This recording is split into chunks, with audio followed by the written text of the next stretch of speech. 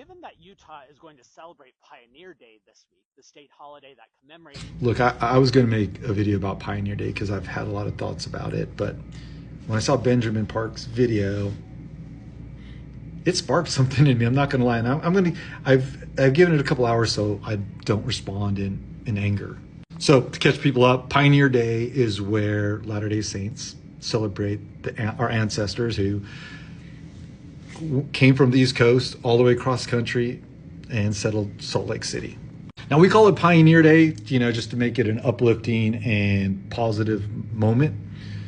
But the early saints, the 70,000 saints who crossed from the East Coast to Salt Lake City, were not pioneers.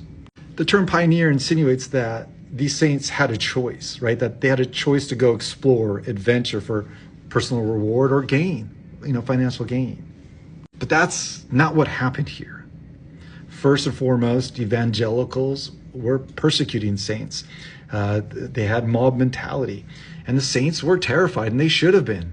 At this point, evangelicals were really great at unaliving people.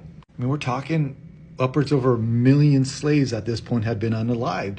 So the saints had every right to be terrified, because if you were different than evangelicals, which is why they were persecuting us, they made all these little excuses up, but they were persecuting us because we weren't evangelicals. So the saints made the journey, for example, from Nauvoo to Salt Lake City, took nearly 18 months. They estimate about 10% of the 70,000 died on the path. We're talking men, women, and children. My wife's ancestors made this journey. And when they got to Salt Lake, a few years later, they were called, we're talking about our great-grandparents. That's not that long ago. They were called by the prophet to go settle a couple cities on the Idaho-Utah border. These people were not hardy people. They weren't built to do this. But you know what? They did because of their great faith. Because people, when they're put in a refugee and survival situation, you either survive or you don't. There was no either or. We have kids who do trek every single summer. You see the little TikToks. The 3 days that they have to do it is traumatic for these kids. Going without for just 3 days. Imagine 18 months and watching your parents or your siblings or babies die on this journey. So when Benjamin uses terms like colonizers, or talks about the 3 out of 70,000+ people who were slaves that came across with the saints, I take exception to that. There are so many things that you could say, here are the 3 things to remember. If I were to do it and make a quick list, because I don't want this video longer than it needs to be. Number 1, the saints weren't pioneers. They were religious refugees because their government failed them and evangelicals wanted to wipe them off the face of this earth. Number 2, they were trying to find a place where they could have their freedoms and not be harassed for those rights. And number 3, our government failed the saints over and over again. They should have protected them. They should have let the law handle this situation.